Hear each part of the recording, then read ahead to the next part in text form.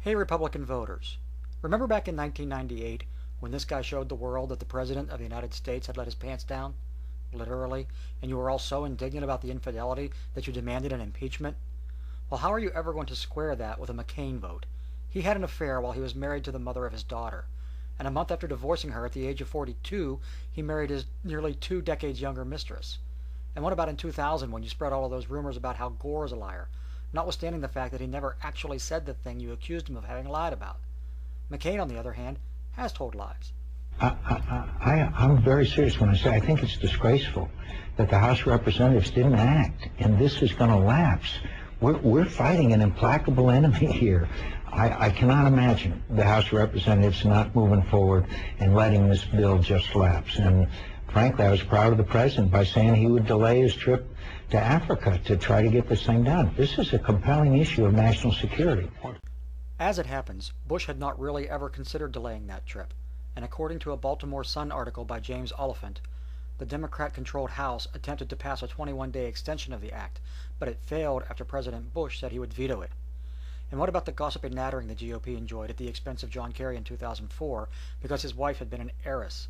Do you remember all the snide comments made about how he had married her for her wealth, despite the fact that he was a member of the well-to-do Forbes family and had his own considerable fortune before he'd ever even met her? Well, how do you reconcile that with a vote for a man who marries an heiress to the Bush beer family fortune and then used her bankroll to finance his 1982 entry into the political arena? And how about how you guys incessantly spread the baseless meme that Kerry was a flip-flopper? Need I remind you that McCain abandoned his own torture bill at the behest of the president? How does a guy who suffered at the hands of his own tormentors abandon that kind of principle and not get saddled with the moniker of flip-flopper?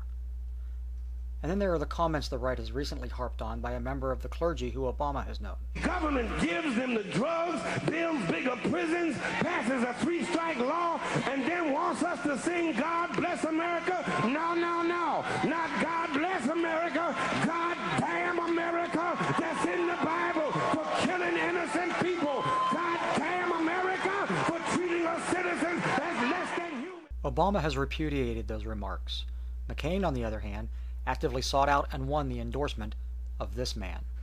From the Crusades that happened back here, from the Spanish Inquisition, from the Holocaust. When Adolf Hitler came to power, he said, I'm not going to do anything in my lifetime that hasn't been done by the Roman Church for the past 800 years. I'm only going to do it on a greater scale and more efficiently. But I admire and respect Dr. Hagee's leadership of his church. I admire and appreciate his advocacy for the state of Israel, the independence and freedom of the state of Israel. So you don't want his endorsement? Many things. I'm glad to have his endorsement. I condemn remarks that are anyway viewed as anti anything. Let's talk. Thanks for asking. But here's the thing. None of these were ever issues for me at the time. And they were not why I won't vote for McCain now. Trust me, I have other reasons for that. Legitimate policy reasons. But if you ever railed against any of these candidates for these supposed transgressions, then you have to ask yourself one question.